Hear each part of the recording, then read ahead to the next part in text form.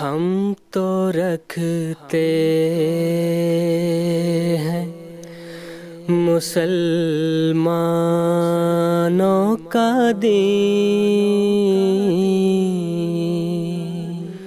دل سے ہے خدا میں ختم المرسلین۔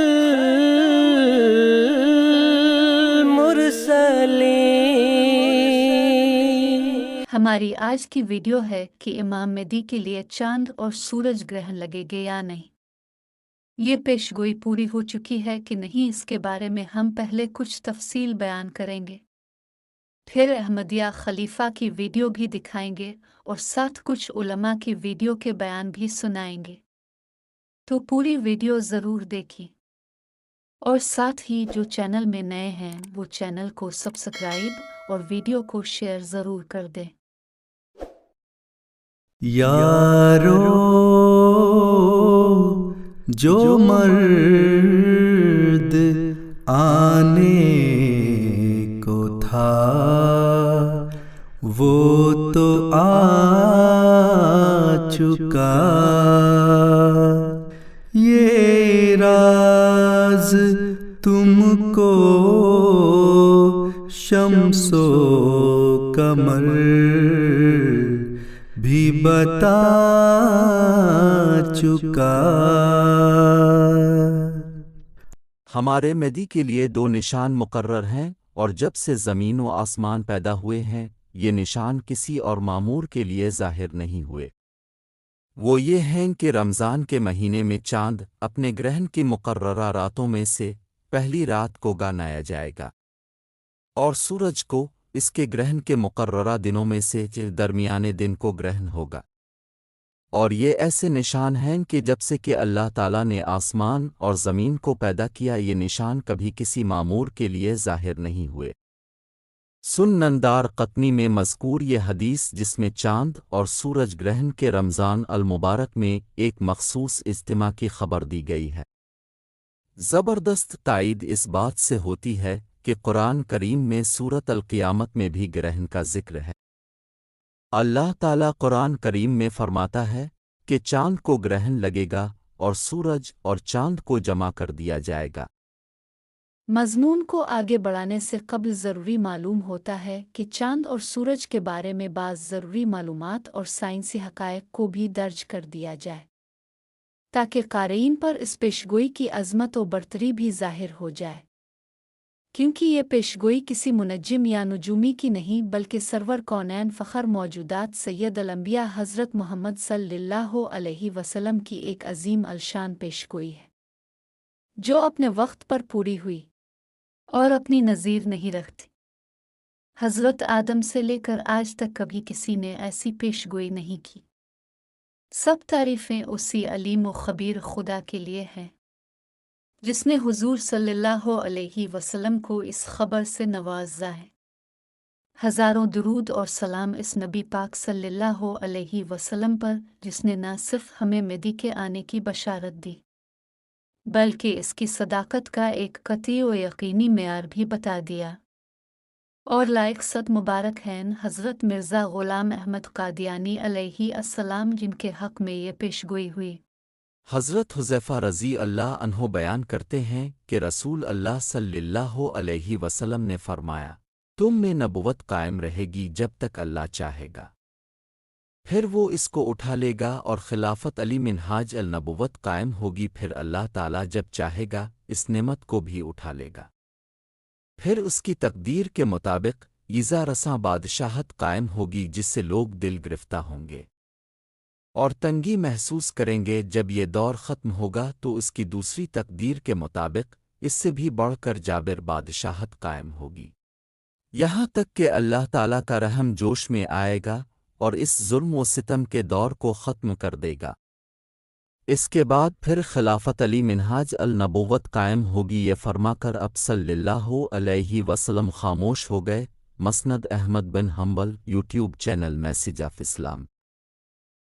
پھر آپ جب فرماتے ہیں ایک دلیل کہ دار قطنی کی حدیث ہے کہ مہدی موعود کی یہ بھی نشانی ہے کہ خدا اس کے لیے اس کے زمانے میں یہ نشان ظاہر کرے گا کہ چاند اپنے مقررہ راتوں میں سے جو اس کے خسوف کے لیے خدا نے راتیں مقرر کر رکھی ہیں، یعنی 13ویں، 14ویں اور 15ویں، پہلی رات میں گرہن پذیر ہوگا، اور سورج اپنے مقررہ دنوں میں سے جو اس کے کسوف کے لیے خدا نے دن مقرر کر رکھے ہیں، یعنی 27، 28 اور 29 درمیانی دن میں کسوف پذیر ہوگا، اور یہ دونوں خسوف و کسوف رمضان میں ہوں گے۔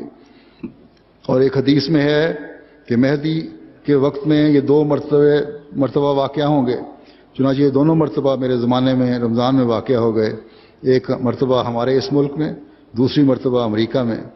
اور ہمیں اس بات سے بحث نہیں کہ ان تاریخوں میں کسوف و خسوف اور رمضان کے مہینے میں ابتدائی دنیا سے آج تک کتنی مرتبہ واقعہ ہوا ہے، ان تاریخوں میں کسوف و خسوف رمضان کے مہینے میں کتنی مرتبہ واقعہ ہوا ہے جب سے دنیا بنی ہے۔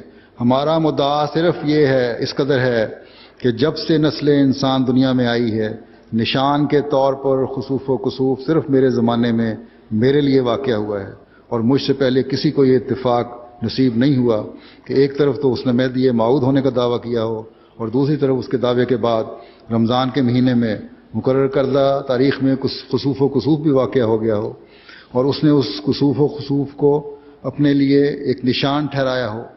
اور دار قطنی کی حدیث میں یہ تو کہیں نہیں ہے کہ پہلے کبھی خسوف نہیں ہوا۔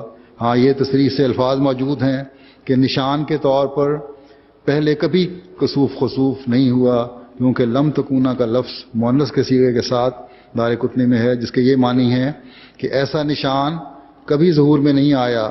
اور اگر یہ مطلب ہوتا کہ خسوف پہلے کبھی ظہور میں نہیں آیا تو لفظ لم یکونا مذکر کے صیغے سے چاہیے تھا، نہ کہ لم تکونا کہ جو مؤنث کا صیغہ ہے، جس سے صریح معلوم ہوتا ہے کہ اس سے مراد آیتین ہے، یعنی 2 نشان، کیونکہ یہ مؤنث کا صیغہ ہے۔ پس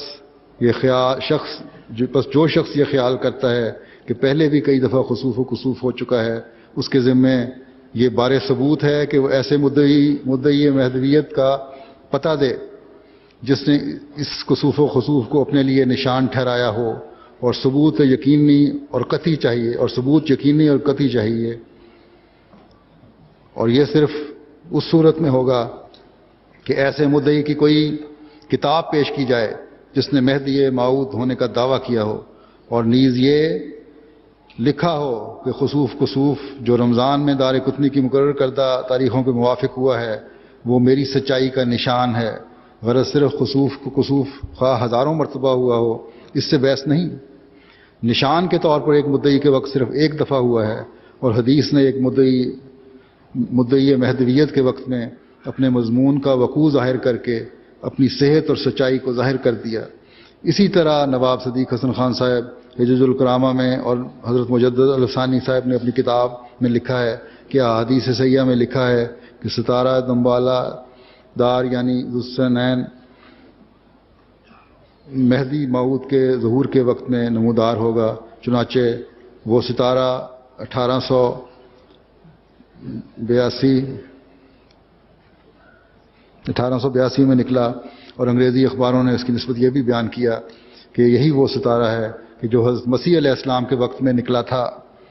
ایسا ہی زمانے کے قریب جو خدا نے مجھ کو مبعوث فرمایا، ستارے اس کثرت سے ٹوٹے جن کی اس سے پہلے نظیر نہیں دیکھی گئی، اور یہ شاید نومبر 1885 تھا۔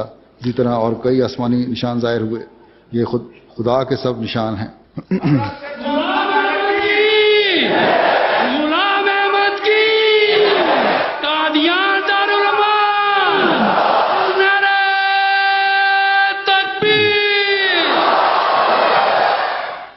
یہ علامت یہ ہے کہ رمضان کی اول شب کو چاند گرہن ہوگا، رمضان کی اول شب کو چاند گرہن ہوگا، اور 15 رمضان کو سورج گرہن ہوگا۔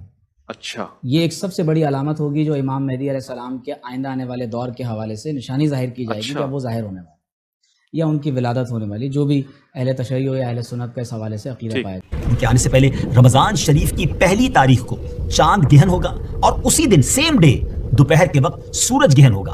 ان کے آنے سے پہلے رمضان شریف کی پہلی تاریخ کو چاند گرہن ہوگا، اور اسی دن سیم ڈے دوپہر کے وقت سورج گرہن ہوگا۔ اس سلسلے میں بہت ساری احادیث ہیں جو ذکر کی جا سکتی ہیں، لیکن جو واضح طور پر 2 اور 2 4 کی طرح جو ثابت آتی ہے وہ حدیث میں آپ کے سامنے رکھتا ہوں۔ وہ حضور صلی اللہ علیہ وسلم کی ایک پیش گوئی ہے جس میں حضور نے فرمایا کہ ان لمہدین آیتین لم تکونا منذ خلق السماوات والارض تنکسف القمر فی اول لیلۃ من رمضان وتنکسف الشمس فی النصف منہ ولم تکونا منذ خلق اللہ السماوات والارض۔ یہ حدیث دارقطنی کی جو حدیث کی کتاب ہے اس میں پائی جاتی ہے، اور امام دارقطنی جو علی بن عمر البغدادی ان کا نام ہے، وہ بڑے معروف محدثین میں امیر المومنین گنے جاتے ہیں، اور حتیٰ کہ بخاری پر بھی وہ تحقیق کرتے ہیں۔ اس لحاظ سے جو تذکرۃ الحفاظ میں جو جرح و تعدیل کی کتاب ہے اس میں بھی انہوں نے لکھا کہ علم حدیث اور علل حدیث کے لحاظ سے ان کا کوئی ثانی نہیں ہے، اور انہوں نے اپنی یہ کتاب میں یہ حدیث درج فرمائی ہے کہ ہمارے مہدی کے لیے، یعنی حضور صلی اللہ علیہ وسلم نے یہ پیش گوئی فرمائی ہے کہ ہمارے مہدی کے لیے 2 نشانات ہیں کہ چاند کو رمضان کے مہینے میں پہلی تاریخوں میں گرہن لگے گا، اور سورج کو رمضان کے مہینے میں درمیانی تاریخ میں گرہن لگے گا، اور یہ نشان 2 ایسے ہیں کہ جب سے زمین و آسمان پیدا ہوئے ہیں یہ نشان کے طور پر کسی اور کے لیے ظاہر نہیں ہوا۔ تو یہ ایک ایسی حدیث ہے کہ جس میں ایسی شروط بیان ہوئی ہیں کہ جو کسی انسان کے بس کی بات نہیں کہ اس طرح کی کوئی حدیث بنا لے، اور یہ باتیں جب میں ذکر کروں گا تو آپ سمجھ جائیں گے کہ یہ باتیں ایسی ہیں کہ جو لازمی ہمیں ماننا پڑتا ہے کہ خدا تعالیٰ نے الہام فرمائی ہے۔ مثلا یہ ہے کہ گرہن تو لگا ہی کرتا ہے، چاند سورج کو گرہن عموماً لگتے ہیں، لیکن یہ دونوں کو، چاند اور سورج کو گرہن لگے ایک مہینے میں، اور وہ مہینہ ہو رمضان کا، اور چاند کو گرہن لگتا ہے 13، 14 اور 15 کو، ان میں سے پہلی تاریخ کو گرہن لگے، اور سورج کو گرہن لگتا ہے 27، 28 اور 29 کو، ان میں سے درمیانی تاریخ کو گرہن لگے، یعنی ایک مہینے میں لگے، رمضان کا مہینہ ہو، چاند کو پہلی تاریخ ہو اور سورج کو ان کی گرہن کی تاریخوں کی درمیانی تاریخ کو گرہن لگے۔ پھر یہ ہے اور شرط یہ کہ مدعی نبوت جو ہے جس کے لیے یہ نشان کے طور پر ظاہر ہوئے ہیں وہ موجود ہو اور اس کی تکذیب ہو چکی ہو، اسی لیے اس کی سچائی کو ثابت کرنے کے لیے خدا تعالیٰ یہ نشان ظاہر کرے گا۔ پھر یہ ہے کہ اسی علاقے میں ہو جس میں وہ نبی پایا جاتا ہے۔ اس کی وجہ یہ ہے کہ رمضان کا خاص طور پہ آپ دیکھیں ہمارا اور مثال کے طور پر عرب ممالک کا بعض اوقات 1 روزے کا فرق پڑ جاتا ہے، تو اگر بالفرض یہ گرہن لگے عرب ممالک میں یا ساؤتھ افریقہ میں تو کہیں گے کہ یہاں تو 13ویں کو لگ گیا ہے، لیکن جہاں پہ نبی موجود ہے وہاں پہ تو 14 یا 12 ہے، تو وہیں پہ ہونا چاہیے جہاں پہ مدعی نبوت موجود ہے۔ اور پھر یہ ہے کہ نہ صرف اس جگہ پہ ظاہر ہونا چاہیے بلکہ ایسے وقت میں ظاہر ہونا چاہیے کہ سارے لوگ دیکھ لیں۔ اس کا یہ ہے کہ چاند گرہن کو، مثلا چاند کو رات کو 2 بجے بھی تو گرہن لگ سکتا ہے، 3 بجے گرہن لگ سکتا ہے جب سارے سوئے ہوئے ہیں، ایسے وقت میں لگے جب سارے دیکھ لیں تاکہ نشان بنے۔ سورج کو مثلا کسی ایسے وقت میں گرہن لگے جب بادل چھائے ہوئے ہوں تو اس وقت کوئی نہیں دیکھ سکتا۔ تو یہ ساری باتیں اس طرح پوری ہونا کسی کے پوری کرنا کسی کے بس کی بات نہیں۔ اب ان ساری شروط کے ساتھ یہ گرہن حضرت مسیح موعود علیہ السلام کی زندگی میں 13 رمضان سن 1311 ہجری اور 21 مارچ 1894 میں لگا، اور پھر اسی مہینے میں جو رمضان کا مہینہ تھا اسی مہینے کی 28ویں تاریخ کو سورج کو گرہن لگا، اور اس لحاظ سے یہ پیش گوئی پوری ہو گئی اور حضرت مسیح موعود علیہ السلام کی صداقت پر بیان ثبوت ہے۔ اس کے بعد میں بعض صحابہ کے واقعات بیان کرتا ہوں۔ حضرت غلام محمد صاحب رضی اللہ عنہ بیان کرتے ہیں کہ خاکسار کے گاؤں میں پہلے ایک صاحب مولوی بدر الدین صاحب نامی تھے۔ ان دنوں میں فدوی کی عمر قریباً 15 برس کی ہوگی۔ بندہ مولوی بدر الدین صاحب کے گھر کے سامنے ان کے ہمراہ کھڑا تھا کہ دن میں سورج کو گرہن لگا، اور مولوی صاحب نے فرمایا سبحان اللہ، مہدی صاحب کے علامات ظہور میں آ گئے اور ان کی آمد کا وقت آ پہنچا۔ بعد کچھ عرصہ گزرنے کے مولوی صاحب احمدی ہو گئے۔ مولوی صاحب بہت ہی مخلص اور نیک فطرت اور پورے اخلاص تھے۔ انہوں نے اپنے والدین اور بیوی کو 1 سال کی کوشش کر کے احمدی کیا۔ پھر حافظ محمد حیات صاحب افلالیاں اپنے ایک مضمون میں لکھا تھا، لالیاں میں احمدیت، لکھتے ہیں نشان کو خصوص سے دلوں میں تاریخ پیدا اسی کہتے ہیں۔ اسی طرح 1894 میں سورج اور چاند گرہن کے نشان کو پورا ہونے کی وجہ سے بھی لوگوں کے دلوں میں یہ جستجو پیدا ہوئی کہ امام مہدی کا ظہور ہو چکا ہے اور قیامت قریب ہے۔ روایات سے پتہ چلتا ہے کہ لوگوں کے دلوں میں گھبراہٹ کا عالم طاری تھا کہ اب کیا ہوگا، قیامت آ پہنچی ہے۔ اسی زمانے میں ان نشانات کا اکثر تذکرہ تھا۔ چنانچہ حافظ محمد لکھو نے اپنی احوال الاخرہ میں امام مہدی کے ظہور کے نشانات کا اپنی پنجابی کلام میں ذکر کیا تھا۔ اسی طرح لالیاں کے ایک سجادہ نشین اور صوفی شاعر میاں محمد صدیق لالی نے بھی انہی نشانات کا اپنے کلام میں ذکر کیا۔ ان نشانیوں کے بارے میں یعنی اس میں لکھا تھا 13ویں چاند کو اور 27ویں لکھا گیا 28ویں سورج ہونا چاہیے، چاند کو گرہن لگے گا۔ ترجمہ ان شعروں کا یہ ہے پنجابی کے۔ بہرحال کہتے ہیں ان نشانیوں کے بارے میں گھر کر تذکرہ ہوتا تھا۔ اور عام لوگوں میں امام وقت کی جستجو تھی۔ ان حالات میں مولانا تاج محمود صاحب اور دیگر چند بزرگوں نے باہمی مشورہ کیا اور ایک وفد تشکیل دیا جو قادیان جا کر مہدی علیہ السلام کو دیکھیں اور تمام نشانات جو مہدی موعود کے متعلق مختلف روایات میں ہیں ان کو پورا ہونے کا بغور جائزہ لیں، اور اگر وہ نشانات پورے ہوں تو ان کی بیعت کر لی جائے۔ اس وفد میں جن اشخاص کا انتخاب ہوا ان میں سرفہرست 3 اشخاص تھے: شیخ امیر الدین صاحب، میاں صاحب الدین صاحب اور میاں محمد یار صاحب۔ یہ وفد پیدل روانہ ہوا۔ زاد راہ کے طور پر ان دونوں کے پاس اس وقت کی رائج کرنسی کے مطابق صرف 1.5 روپیہ تھا۔ بعض روایات میں 2 آدمیوں کا وفد گیا تھا، صرف میاں صاحب الدین اور شیخ امیر الدین۔ تو بہرحال یہ کہتے ہیں ان دونوں آدمیوں کے پاس صرف 1.5 روپیہ تھا، اور مارچ کا مہینہ تھا، گندم پکنے کے قریب تھی۔ یہ لوگ پیدل ہی روزانہ 10-12 میل کا سفر کرتے تھے۔ جب بھوک لگتی تھی تو گندم جو پکی ہوئی ہوتی تھی وہاں ذمہ داروں کی، ان سے سٹے لے لیے، سٹے بھون کے کھاتے تھے اور گزارا کرتے تھے۔ اگر کوئی آبادی یا ڈیرا قریب ہوتا تو وہاں رات بسر کرتے۔ بہرحال سینکڑوں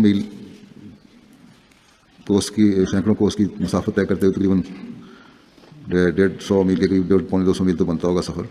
جب یہ دونوں ساتھی، بعض روایتوں کے مطابق 3 ساتھی، بٹالے کے قریب پہنچے تو وہاں پر مولوی محمد حسین صاحب بٹالوی کے شاگردوں نے آ لیا۔ ان سے قادیان کا راستہ دریافت کیا گیا۔ انہوں نے قادیان جانے کی وجہ پوچھی۔ مقصد معلوم ہونے پر ان کے شاگردوں نے قادیان جانے سے منع کیا اور کہا کہ جس شخص نے مہدی ہونے کا دعویٰ کیا ہوا ہے وہ تو نعوذ باللہ جھوٹا ہے، کیونکہ اس نے ایک نہیں 7 دعوے کیے ہوئے ہیں۔ تم کس دعوے پر ایمان لاؤ گے؟ لہٰذا یہیں سے واپس چلے جاؤ۔ یہ سن کر شیخ امیر الدین صاحب نے جواب دیا، پڑھے لکھے نہیں تھے لیکن جواب بڑا دیا، کہنے لگے کہ اگر اس نے 7 مختلف دعوے کیے ہیں تو بھی وہ سچا ہے، اس لیے اس نے تو ابھی اور بھی دعوے کرنے ہیں۔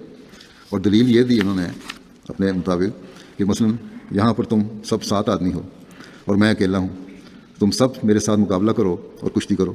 اگر میں تم سب کو پچھاڑ دوں تو پھر میں 1 ہوا یا 7، یعنی وہ 7 بھاری ہو گیا۔ اور فرمایا کہ امام الزمان نے تو ساری دنیا کے مختلف مذاہب کا مقابلہ کرنا ہے، اس لیے ان کے اور بھی دعوے ہوں گے۔ اس پر وہ سب لاجواب ہو گئے اور کہا میاں تم فی الحال ہو، لیکن راستہ پھر بھی نہیں بتایا۔ کہتے ہیں تھوڑی دور آگے ہم گئے، کسی سکھ کا چائے کا کھوکھا تھا، اس سکھ نے چائے وغیرہ بنا دی، بسکٹ پیش کیے۔ شیخ صاحب نے بٹالوی صاحب کے شاگردوں کا واقعہ اور رویہ سکھ سے بیان کیا، جس پر اس نے افسوس کا اظہار کیا۔ سکھ نے کہا کہ میں تمہیں راستہ بتاتا ہوں، آپ ضرور قادیان جائیں، معلوم ہوتا ہے کہ وہ اپنے دعوے میں سچا ہے۔ مسیح موعود کے بارے میں فرمایا۔ پھر کہنے لگا کہ ہم مرزا صاحب کو جانتے ہیں، چنانچہ وہ سکھ دور تک ساتھ گیا اور راستے پہ چھوڑا جو سیدھا قادیان جاتا تھا۔ اس وقت قادیان کا کوئی پختہ راستہ نہیں تھا۔ جب یہ دونوں ساتھی قادیان پہنچے تو اس وقت حضرت مسیح علیہ السلام مسجد مبارک میں تشریف فرما تھے۔ مجلس لگی تھی، چند غیر جماعت علماء اور گدی نشین اس مجلس میں بیٹھے تھے، جن سے حضرت اقدس مکالمہ مخاطب فرما رہے تھے اور ان کے سوالات کے جوابات ارشاد فرما رہے تھے، اور ساتھ ہی ساتھ تحریر میں بھی مصروف تھے۔ یہ بھی ایک نشان تھا کہ آپ ایک طرف تحریر فرما رہے تھے اور قلم چل رہا تھا جیسے کوئی غیب سے مضمون دل میں اتر رہا ہے، اور دوسری طرف مجلس میں بیٹھے لوگوں سے گفتگو فرما رہے ہیں، قلم میں کوئی رکاوٹ نہیں آتی تھی۔ ان ساتھیوں کا تعارف حضور سے کروایا گیا۔ شیخ صاحب نے عرض کیا کہ حضور ہم لالیاں سے آئے ہیں۔ حضور نے پوچھا کہ لالیاں کہاں ہے؟ جو اکثر تو لوگ جانتے ہوں گے، جو نہیں جانتے ان کے اطلاع کے لیے کہ لالیاں روا سے تقریباً 8 میل کے فاصلے پہ اب ایک ہے قصبہ، یہ بلکہ شہر بن چکا ہے۔ بہرحال یہ اس زمانے میں یہاں سے گئے تھے۔ اس وقت مجلس میں حضرت حکیم مولانا نور الدین صاحب بیٹھے ہوئے تھے، جن کا تعلق بھیرے سے تھا، اس لیے لالیاں کے بارے میں وہ جانتے تھے۔ انہوں نے عرض کیا کہ حضور لالیاں کڑانا اور لک بار کے پاس ہے، جس پر حضور نے فرمایا کہ ہاں وہ لک اور لالی، کیونکہ لالی کا شعر سن چکے تھے شاید اس لیے علم میں ہو۔ حضرت مولانا حکیم نور الدین صاحب نے عرض کیا کہ حضور یہ ہمارے پڑوسی ہیں، چونکہ شیخ صاحب اور صاحب الدین صاحب ان پڑھ تھے، اس لیے وہ بولے ہاں حضور ہم بھی، پنجابی میں کہنے لگے ان کے گونڈی ہیں۔ پھر سفر کے تمام حالات اور واقعات حضور کے سامنے عرض کیے۔ جب حضور نے بٹالوی صاحب کے شاگردوں کا واقعہ سنا تو حضور نے فرمایا دیکھو یہ کیسا ان پڑھ شخص ہے، اس نے کیسا جواب دیا، لاجواب کر دیا۔ ان کو کس نے، اس کو کس نے سکھایا؟ اس کو خدا نے سکھایا۔ یہ الفاظ حضور نے 3 مرتبہ دہرائے۔ حضور نے پھر ان کو ارشاد فرمایا کہ آپ چند دن ہمارے پاس رہیں۔ 3 دن تک یہ حضور کی مجلس میں رہے، حضور کے ساتھ سیر پر بھی جاتے رہے۔ وہ نشانیاں جو لالیاں کے علماء نے بتائی تھیں ان کا جائزہ بھی لیا، اپنی آنکھوں سے نشانیوں کو پورا ہوتے دیکھا۔ آخرکار واپسی سے پہلے مسجد میں حاضر ہو کے حضور کو حضرت نبی کریم صلی اللہ علیہ وسلم کا سلام جو مہدی کے پہچانے کی تاکید فرمائی تھی عرض کیا، بیعت کی درخواست کی۔ اس پر حضور نے فرمایا ابھی کچھ دن اور ہمارے پاس رہیں۔ یہ سن کے شیخ صاحب آپ دیدہ ہو گئے اور اپنے پاؤں آگے کر کے حضور کو دکھایا، عرض کی کہ حضور اتنی لمبی مسافت سے ہمارے پاؤں سوج گئے ہیں، اتنی تکلیف ہم نے برداشت کی ہے، اور ہم نے آپ کو سچا مہدی پایا ہے، نہ جانے زندگی ساتھ دے یا نہ دے، ہماری بیعت قبول فرمائیں۔ چنانچہ پھر وہاں مسجد مبارک میں ان کی بیعت ہوئی، دستی بیعت۔ اسداللہ قریشی صاحب حضرت قاضی اکبر صاحب رضی اللہ عنہ کے بارے میں تحریر کرتے ہیں کہ حضرت قاضی صاحب رضی اللہ عنہ حلقہ بگوش احمدیت ہونے سے قبل اہل حدیث تھے۔ حضرت مولوی برہان الدین صاحب جیلمی سے مراسم تھے، اپنے علاقے کے امام تھے، علاقے کے لوگوں کی دینی تعلیم اور تدریس سے مشغول تھے کہ کسوف و خسوف کا نشان آسمان پر ظاہر ہوا۔ آپ اس امر سے پہلے ہی آگاہ تھے کہ امام مہدی علیہ السلام کے ظہور کا زمانہ قریب ہے۔ کسوف و خسوف کے عظیم الشان نشان کے ظاہر ہونے پر اپنے طلباء اور حلقہ احباب میں تذکرہ ہونے لگا۔ بشیر، یہ ان کے پوتے ہیں بشیر احمد صاحب، وہ کہتے ہیں کہ میں نے یہ بیان میاں منگا صاحب سے سنا ہے کہ ہم قاضی صاحب سے پڑھتے تھے کہ سورج اور چاند گرہن کا نشان رمضان میں ظاہر ہوا، تو قاضی صاحب نے فرمایا کہ امام مہدی علیہ السلام کے ظہور کا نشان تو ظاہر ہو گیا ہے، ہمیں ان کی تلاش کرنی چاہیے۔ ان ایام میں 4 کوٹ کے لوگ سودا صرف کے لیے جیلم جایا کرتے تھے۔ قاضی صاحب نے جیلم آنے والے احباب کے سپرد یہ کام کیا کہ حضرت مولوی برہان الدین صاحب رضی اللہ عنہ سے ملاقات کریں، ان سے پوچھ کر آئیں کہ یہ نشان تو ظاہر ہو گیا سورج چاند گرہن کا، آپ امام مہدی علیہ السلام کے بارے میں ہماری رہنمائی فرمائیں۔ چنانچہ وہ لوگ حضرت مولوی صاحب سے ملے۔ حضرت مولوی صاحب نے چند کتب اور ایک خط حضرت قاضی صاحب کی طرف بھیجا۔ خط اور کتب کی وصولی سے قبل آپ نے رویا میں دیکھا کہ کسی نے آپ کو 3 کتابیں پڑھنے کے لیے دی ہیں۔ ان میں سے پہلی کتاب پڑھنے کے لیے آپ نے کھولی تو اس کے اندر گند بھرا ہوا تھا اور بدبو آ رہی تھی، اس پر آپ نے وہ کتاب پھینک دی۔ پھر 2 کتابوں کو دیکھا کہ ان سے نور کے شعلے نکل رہے ہیں۔ حضرت مولوی برہان الدین صاحب رضی اللہ عنہ کی بھجوائی ہوئی کتب کی وصولی پر آپ کا رویا اس طرح پورا ہو گیا کہ حضرت مولوی صاحب نے جو کتاب آپ کو بھجوائیں، ان میں ایک کتاب حضرت اقدس مسیح موعود علیہ السلام کے دعوی کی تردید کے متعلق تھی۔ آپ نے پہلے اسی کو پڑھنا شروع کیا، جب اس میں حضرت مسیح موعود علیہ السلام کے متعلق دل آزار الفاظ دیکھے تو اس کو پڑھنا ترک کر دیا اور پڑھے پھینک دیا، اور دوسری 2 کتب اور خط پڑھے تو انہیں اپنی رویا کے عین مطابق پایا، اور آپ کو تحقیقات کی مزید تحریک ہوئی۔ چنانچہ آپ نے تحقیق کے لیے 3 افراد پر مشتمل وفد قادیان بھجوایا، اور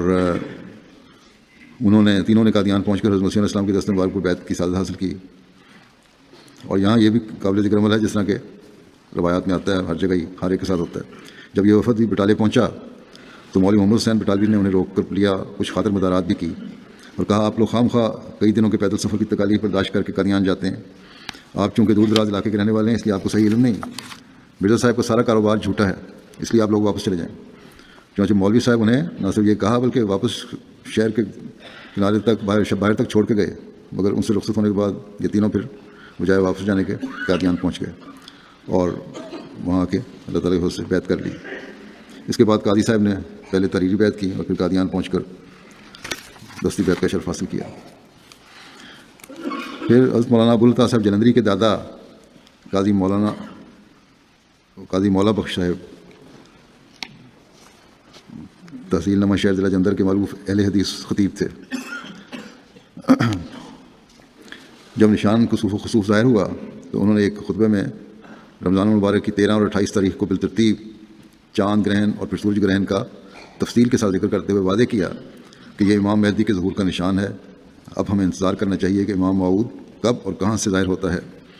اس خطبے کا خاطر خواہ اثر ہوا، چنانچہ محترم قاضی صاحب کو، یعنی قاضی مولا بخش صاحب کو، جو مولانا ابوالعطا صاحب جلندری کے دادا تھے، ان کو اگرچہ خود قبول کرنے کی صورت پیدا نہ ہوئی، مگر ان کے بڑے بیٹے یعنی مولانا ابوالعطا صاحب کے والد حضرت میاں امام الدین صاحب کو مدعی کا علم ہوا، اور کچھ مطالعہ اور غور و فکر کے بعد حضرت مسیح علیہ السلام کی تصدیق اور بیعت کرنے کی سعادت نصیب ہوئی۔ نبینا صلی علی محمد